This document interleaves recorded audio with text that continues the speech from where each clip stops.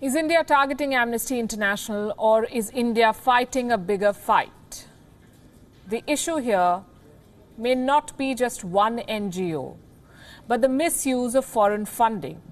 It's a tough, complicated battle made worse by the lack of foolproof foreign funding rules. Look at the size of the challenge.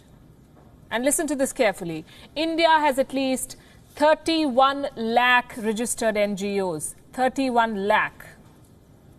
This is according to data submitted by the Central Bureau of Investigation, or the CBI, to India's Supreme Court in 2015.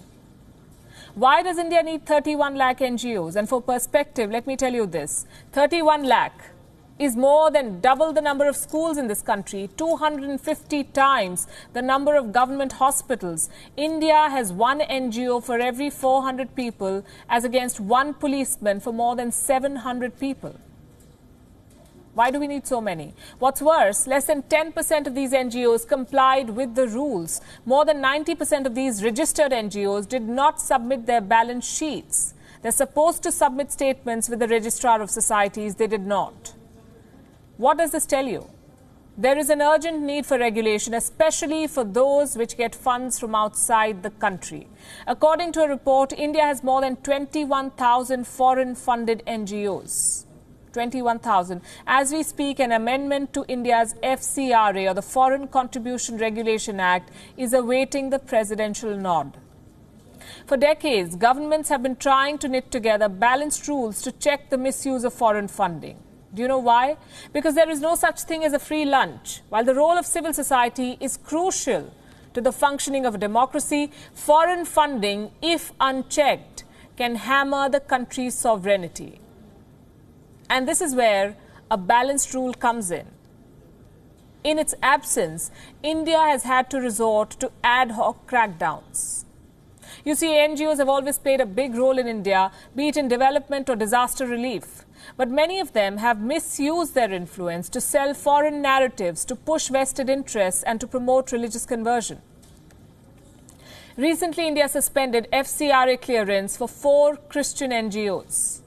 Since 2014, India has cancelled the FCRA license of 14,800 NGOs. In 2015 alone, 10,000 licenses were cancelled. Among them were Ford Foundation, Greenpeace, and human rights advocacy group Lawyers Collective. In 2017, Michael Bloomberg's NGO, Bloomberg Philanthropies, was under the government scanner. The NGO was accused of running a campaign to target Indian tobacco businesses. It was apparently lobbying against this sector. Critics have often looked at these cases as India's crackdown on dissent. Earlier this year, India's Supreme Court said that the government of India cannot deprive NGOs their right to receive foreign money. But in the very same ruling, the Supreme Court of India also said that organizations with quote-unquote avowed political objectives in their memorandum of associations or bylaws cannot be permitted to access foreign funding. So how do you tell when an NGO serves a political purpose? When foreign countries fund an NGO to influence India's schemes and policy implementation? When foreign cash interferes with India's strategic independence? These are the times when the government of India must step in. Let me end this with some figures. Between 1993 and 2012, 39 countries enacted laws to restrict funding of foreign NGOs, 39, and these are developing countries. Hungary recently approved a law that made foreign-funded NGOs declare their foreign status on websites and promotional material.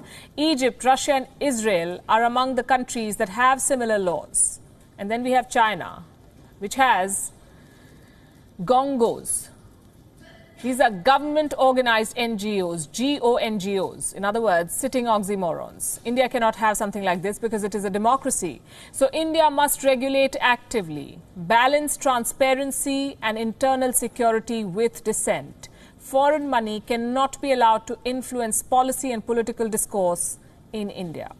Thank you for watching Gravitas on WION's YouTube channel. If you want to stay up to date with what's happening around the world, then subscribe to our channel and don't forget to like and share.